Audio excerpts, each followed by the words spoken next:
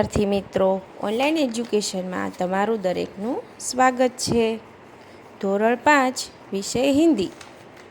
વિદ્યાર્થી મિત્રો, આપણે હિન્દીમાં ગયા પીરિયડમાં વ્યાકરણમાં જોયું હતું પાઠ 4 વચન આપણે ભણ્યા હતા.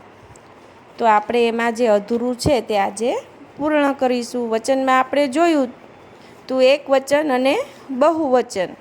એક વસ્તુ હોય તેને એક વચન કહેવાય અને એકથી વધારે હોય તેને બહુવચન કહેવાય. તેમાં આપણે પ્રાણીઓના, વ્યક્તિઓના અને વસ્તુઓના આપણે એક વચન અને બહુવચન શીખ્યા હતા. આજે આપણે જે સર્વનામ શબ્દો છે તેના આપણે એક વચનનું માંથી બહુવચન રૂપ જે બને છે તે શીખીશું.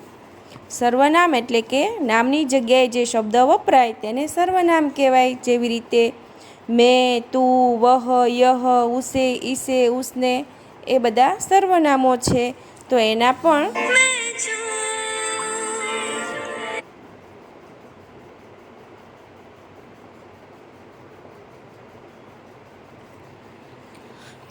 પણ અહીં બહુવચન રૂપો આપેલા છે.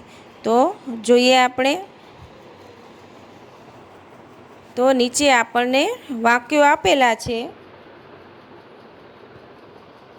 તે આપણે જોઈએ. તો એમાં છે પહેલું, મેં ખાતા હું. તો મેં છે તો એનું બહુવચન રૂપ થશે હમ ખાતે હે. બીજું છે મેં ખાતી હું. તો મેં છે તેનું શું થઈ જશે? હમ ખાતી હે. અહીંયા એનું પુલ્લિંગ અને સ્ત્રીલિંગ રૂપ પણ આપેલું છે. આપણે લિંગમાં ભણ્યા હતા ને, લિંગના 2 પ્રકાર છે, સ્ત્રીલિંગ અને પુલ્લિંગ. તો અહીંયા પણ એનું સાથે સાથે આપણને પુલ્લિંગ અને સ્ત્રીલિંગ રૂપ આપેલું છે. તો મેં છે એક વચન સર્વનામનું રૂપ છે અને હમ છે તે બહુવચન સર્વનામનું રૂપ છે. તો એવી રીતે આપણે આગળ જોઈએ તો તું ખાતા હે એની જગ્યાએ શું થશે? તુમ ખાતે હો. તું ખાતી હે તો તુમ ખાતી હો. આપ ખાતે હે તો આપ ખાતે હે. અહીંયા આપ આપેલું છે તેનું એક વચન અને બહુવચન રૂપ સરખું જ થાય છે. આપ અને આપ બહુવચન રૂપ પણ તેનું આપ જ રહે છે. હવે જોઈએ આપણે ક. એમાં છે વહ ખાતા હે. તો એનું થઈ જશે વે ખાતે હે. વહ ખાતી હે તો વે ખાતી હે. ત્રીજું જોઈએ યહ ખાતા હે. તો એનું થશે યે ખાતી હે. યહ ખાતી હે તો યે ખાતી હે. તો વહ છે તેનું વે રૂપ થઈ જાય છે અને યહ છે તેનું યે રૂપ થઈ જાય છે. હવે જોઈએ ડમાં ઉસે ખાને દો. તો ઉસે છે તેનું બહુવચન રૂપ થશે ઉન્હે ખાને દો. ઇસે ખાને દો તો ઇન્હે. તો ઉસેનું ઉન્હે, ઈસેનું ઇન્હે. ઉસને તો એનું થશે બહુવચન રૂપ ઉન્હોને. તો અહીંયા આપણે મેં, તું, વહ, યહ, ઉસે, ઈસે, ઉસને આ બધા શબ્દો છે તે એક વચન છે એટલે એક વ્યક્તિ માટે વપરાય છે અને એકથી વધારે હોય તો તેના માટે હમ, આપ, વે, યે, ઉન્હે, ઇન્હે, ઉન્હોને એ શબ્દોનો આપણે બહુવચનમાં આપણે ઉપયોગ કરીએ છીએ. હવે વિદ્યાર્થી મિત્રો, આપણે અહીંયા વચનનો પાઠ પૂરો થાય છે. હવે આપણે તેમાં સ્વાધ્યાય કરીશું. તો દરેક વિદ્યાર્થી રફ નોટ સાથે લઈને બેઠશે અને આ તમારે વ્યાકરણની પાકી બુકમાં પણ લખવાનું છે વ્યવસ્થિત સારા અક્ષરે. તો આપણે સ્વાધ્યાય જોઈએ. એમાં પ્રશ્ન 1, नीचे दिए गए शब्दों में से एक वचन और बहुवचन के शब्द अलग कीजिए. તો આપણે અહીંયા એક વચન અને બહુવચનના શબ્દો આપેલા છે તે અલગ પાડવાના છે. તો એમાં છે રાહ. તો રાહ દિખાઈ. તો રાહ છે એ એક વચન રૂપ છે. હવે બીજું જોઈએ તારે. તો તારે છે તો એ બહુવચન રૂપ છે. કમરા તો એ એક વચન છે, એનું બહુવચન રૂપ થશે કમરે. મશીને તો મશીને છે તે બહુવચન રૂપ છે. વસ્તુ તો એ એક વચન રૂપ આવશે. રાસ્તે તો એ બહુવચન રૂપ આવશે. દુકાન અને ઝરણા એ બંને એકવચન રૂપમાં આવશે. ઇમારતે ઓર ચિઠ્ઠિયા એ બંને બહુવચન રૂપ છે. ઇમારતે એ બહુવચન, એનું એકવચન થશે ઇમારત. ચિઠ્ઠિયા તો એનું થશે ચિઠ્ઠી. તો એવી રીતે ઇમારતે અને ચિઠ્ઠિયા એ બંને બહુવચન રૂપ છે. હવે જોઈએ આપણે પ્રશ્ન 2. નીચે દિए गए शब्दों में से बहुवचन रूप लिखिए. તો નીચે આપેલા શબ્દો છે તેને આપણે બહુવચન રૂપ લખવાના છે. તો એમાં છે ઋતુ, તો એનું થશે ઋતુએ. બેટા તો બેટે. છુટ્ટી તો છુટ્ટિયા. દરવાજા તો દરવાજે.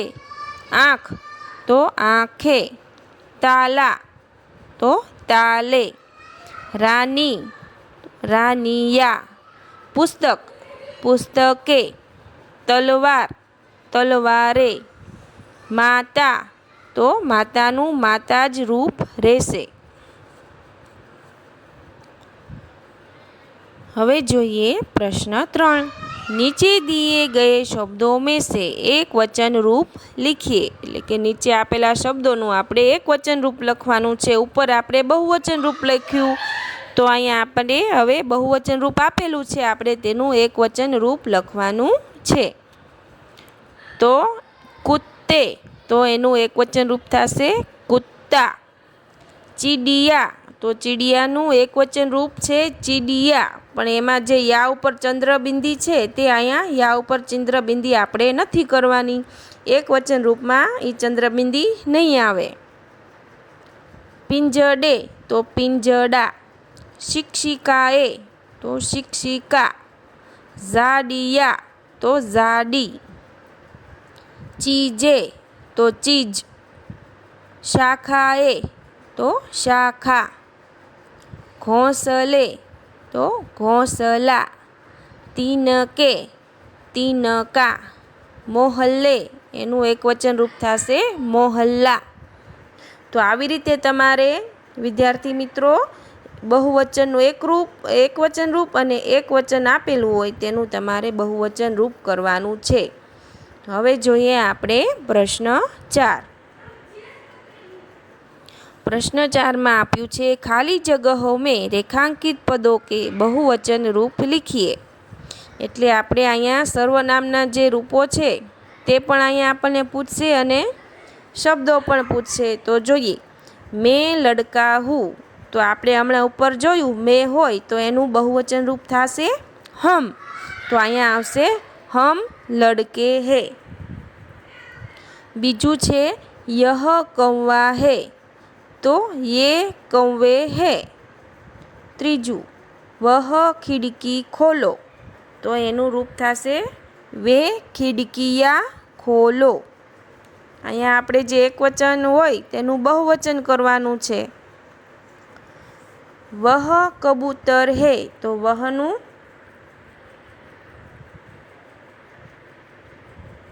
रूप થશે वे कबूतर है. यह ग्वाला है, तो એનું બહુવચન રૂપ થશે ये ग्वाले है. અહીંયા ग्वाले આવશે ये ग्वाले है. यह बगुला है, तो ये बगुले है. यह विद्यार्थी है, तो ये विद्यार्थी है. किताब मेज पर है, तो किताबનું થશે બહુવચન રૂપ किताबे. किताबे मेज पर है. હવે આપણે જોઈએ પ્રશ્ન 5. कोष्टक में से उचित शब्द चुनकर रिक्त स्थानों में लिखिए. તો આપણને અહીંયા કોષ્ટકમાં જે સર્વનામોના રૂપ આપ્યા છે તેમાંથી આપણે વાક્યમાં જે એક વચન હોય તો એક વચન અને બહુવચન હોય તો બહુવચન આપણે અહીં આપણે શબ્દો મૂકવાના છે. તો અહીંયા પહેલું જોઈએ તો લડકા હું, તો એમાં આવશે મેં લડકા હું. બીજું છે મેરે મિત્ર હો, તો એમાં આવશે तुम मेरे मित्र हो. ત્રીજું શિક્ષક હે, તો એમાં આવશે આપ શિક્ષક હે. ચોથું पढ़ते हैं तो एमां आवशे हम पढ़ते हैं। जो आपणे क्रिया आपेली हशे क्रिया प्रमाणे आपणे अहींया रूप मूकवानुं छे। क्रिया बहुवचनमां होय तो आपणे बहुवचन रूप मूकवानुं, क्रिया एकवचनमां होय तो आपणे एकवचन रूप मूकवानुं। जो पांचमું छे खेलती हो तो एमां आवशे तुम खेलती हो। छठ्ठું खाली जग्या हंसता है तो वह हंसता है। सातमुं खाली जग्या खाते हैं तो वे खाते हैं। आठमुं वह खाली जग्या लड़की है तो यह लड़की है। नवमुं खाली जग्या बिल्लिया है तो एमां बहुवचन रूप छे एटले आवशे ये बिल्लिया है। 10मुं खाली जग्या पत्र लिखती है तो एमां आवशे आप पत्र लिखती है। हवे जोईए विद्यार्थी मित्रों आपणे प्रश्न 6 एमां छे नीचे लिखे वाक्य बहुवचन में लिखिए। एटले के आपणे एक वचन रूप में वाक्यो आपेला छे तेने आपणे बहुवचन में लखवाना छे, वचन परिवर्तन करवानुं छे। तो जोईए पेलुं बछड़ा दूध पीता है तो बछड़ा छे तेनुं बहुवचन रूप थशे बछड़े। तो आपणे वाक्य बनावीए बछड़े दूध पीते हैं। बीजू छे तितली उड़ती है तो तितलीनुं बहुवचन रूप थशे तितलिया। तो वाक्य बनशे तितलियाँ उड़ती है। त्रीजू कुत्ता भौंकता है तो कुत्तानुं बहुवचन रूप थशे कुत्ते। तो एनुं वाक्य बनशे कुत्ते भौंकते हैं। चौथुं नदी बहती है तो नदीनुं बहुवचन रूप बनशे नदिया। तो एमां बनशे नदिया बहती है। पांचमुं यह मेरा खिलौना है तो अहींया यह छे तेनुं बहुवचन रूप थशे ये। तो एमां आवशे ये मेरा खिलौना है। हवे जोईए प्रश्न 7 कोष्टक में दिए गए शब्द का बहुवचन रूप लिखकर वाक्य पूर्ण कीजिए। तो कोष्टक में आपने अहींया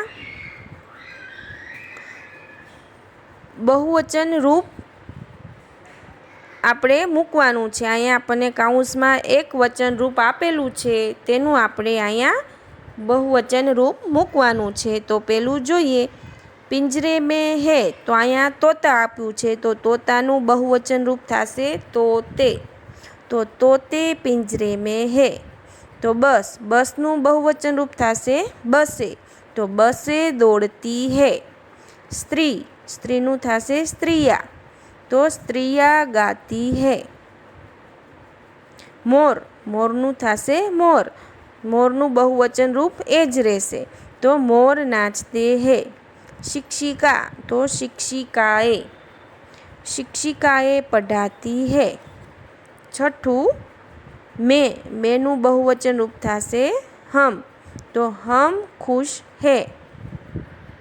सातमुं पुस्तके। पुस्तक छे तो एनुं बहुवचन रूप थशे पुस्तके। तो पुस्तके नहीं है।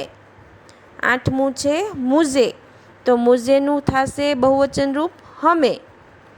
तो हमें इनाम मिला।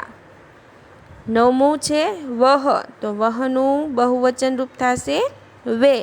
तो वे सच बोलते हैं। 10मुं छे लड़का तो लड़कानुं बहुवचन रूप थशे लड़के। तो वाक्य बनशे लड़के दौड़ते हैं।